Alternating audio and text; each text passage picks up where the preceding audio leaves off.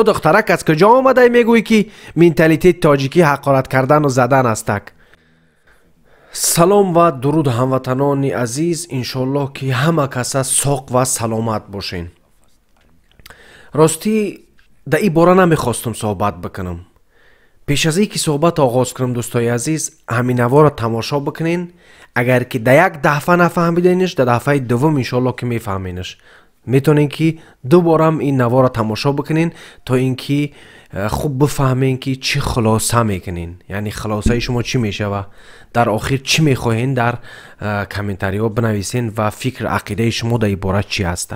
Не смогла жить с молодым человеком, у которого заложен сильно наш национальный менталитет, когда он поднимает руку на девушку, мат, вот этот наш таджикский ужасный, دوستان عزیز، این نوار در کوچه های دوشنبه ثبت کرده شدگی هستک و یکی از روزنامه‌نگاران رادیوی آزادی از جوان دخترها سوال میکنه که شهور آینده شما چی کسی باید باشد و چی خصوصیت های باید داشته باشد. همین جوان دختری که شما تماشا کردین در این سوال جواب میگه و یک گپ میگه که من مجبور شدم که در این باره صحبت بکنم. میگه که من نمیخواهم شوهری داشته باشم که منتالیته تاجیکی داشته باشه.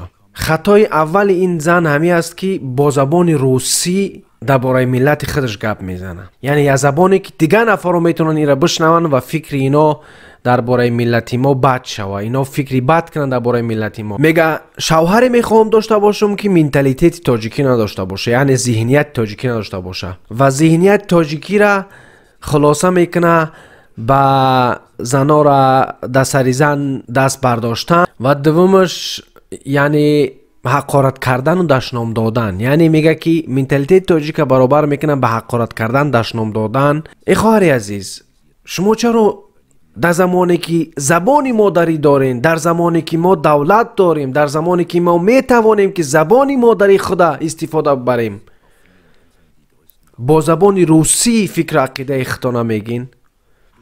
آیا شما اینقدر که خودتان را خوب نشان میدهید و میخواهید که خود را بالا نشان بدهید با این روسی صحبت کنیاتان، نمیتوانید با زبان مادری خود گپ بزنید؟ خوب اگر از زبان مادریتان شرم دارین، خب نامتون بگردون یک نفر دیگه بکنین. که در روسیه وقتی که از یک نفر اینترویو بگیرن، همون نفر با تاجیکی صحبت میکنه که با روسی صحبت میکنه، در حالی که ما زبان داریم. خب اگر بگیم که زبانی که 1 میلیون نفر صحبت میکنه همین زبان باشه، خوی زبان نیست. با زبان فارسی الحمدلله زیاده از 150 میلیون نفر صحبت میکنه. زبان فارسی و تاجیکی یعنی دری. خب هر چی میگویش بگوش، گفته حضرت رودکی.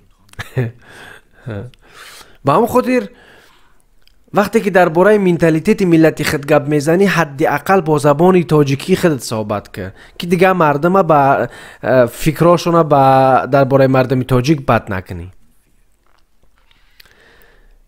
و خواهش ما از شما دوستان عزیز، هموطنان تاجیکا، از مایده تا کلون، از کلون تا مایده، از زن تا مرد، از مرد تا زن، همین است که اگر کاری خوب کردن نمیتونین برای ملت، کاری بد نکنین. وقتی که شما یک کاری بد میکنین برای ملت، شما نام ملت پس میکنین. این بسیار چیزی مهم است. بیاموزین از ترک زبان ها، بیاموزین از ترک ها. با همدیگر میتوانن اختلاف داشته باشن، اما درباره وطن به همدیگر اختلاف ندارن، چون برای هر یک کدوم آنها پرچم آنها، دین آنها، ملت آنها و کشور آنها ارزشمند هست. تا وقتی که ما و شما در فرهنگ خود، در ذهنیت خود، در معارف خود عشق خود را پیدا نکردیم، هیچ وقت او وطن و ملت هیچ چیز نمی شود.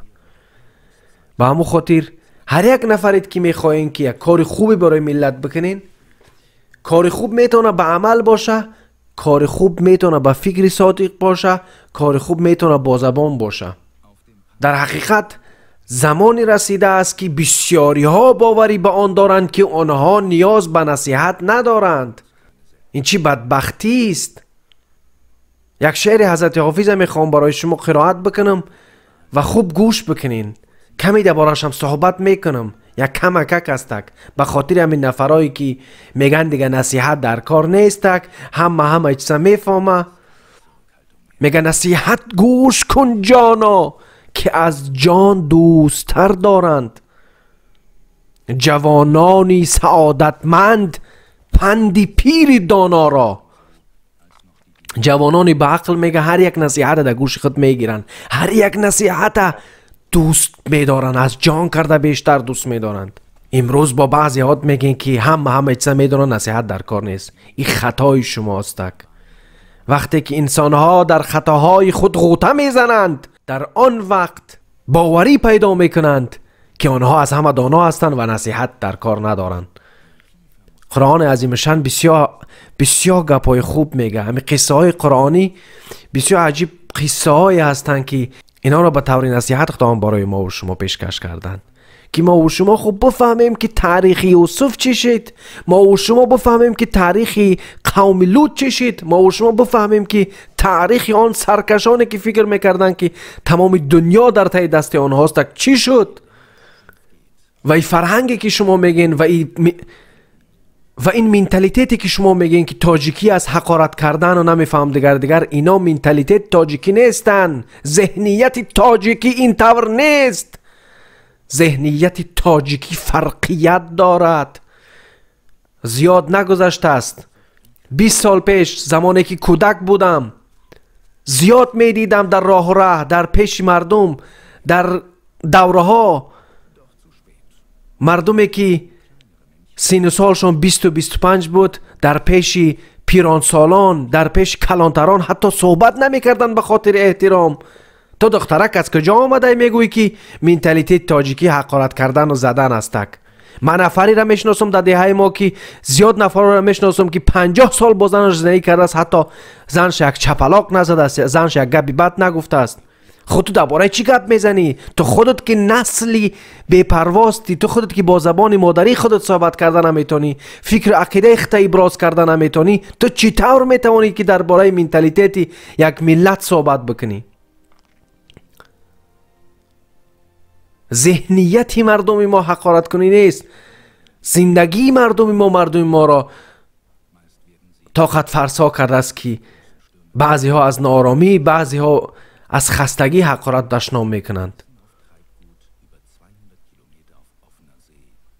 ما انسان های بدم داریم، هیچ جنگل به خوگ و خرس نمیشوه. انسانیت است، اما شما منتالیتی تاجیکی را نمیتوانین بگین که این حقارت است. منتالیتی روسی حقارت است. دومی زبان روسا حقارت کردن است. خود منتالیتی خودت چی میفهمی؟ در همه زمان، در همه جای کشورهای دنیا که من الحمدلله در بسیار کشورهای جهان بودم و زندگی کردم، دیدم که هر نفری که با زبان مادری خودش صحبت نمیکنه او احترامی خاص نداره. تو خود زبان مادری خودت صحبت کردن نمیتونی، چطور میتونی که منتالیتی تاجیکی را بفهمی؟ چطور میتونی که منتالیتی تاجیکی را بفهمی؟ خوبی گناهی تو هست که تو منتالیتی تاجیکی را در حقارت کردن، دشنام کردن میبینی. این به عقلی تو هست که تو چرا با زبان روسی در پیش دیگه ملتا گپ میزنی؟ همین چیز در کار است که در پیش دیگه ملتا با زبان روسی گپ زنی که دیگه ملتا خوب بفهمن که ها اینمی درباره تاجیکا گپ میزنه. خوی زبان کنده را شما از کجا آوردین؟ این چی زبان است که با این زبان شما با فخر گپ میزنین؟ به خدا کمی بشرمین، از خدا کمی ترس داشته باشین. ای ملت، از فرهنگ، از گذشته ها خوب کاری کردن نمیتونین، بد نکنین. اصلا رادیو آزادی چرا همین چیزا رو چاپ میکنی؟ خودت میفهمی که دیگه تمام مردم میتونن اینو تماشا بکنن. خب از دیدم زیاد رو زبانا رو تماشا کردن که میگن تاجیکا زن لط کنه، نمیفهم تاجیکا حقارت کنه، تاجیکا خیلی خیل. حاضر هر یک خیسته تاجیک هر گپ میگه. هر یک خیز از تاجیک هر گپ میگه. بهترین ملت است ملتی ما، هیچ گناه نداره. کم بغل بودن این گناه نیست. در امان الله باشین دوستو.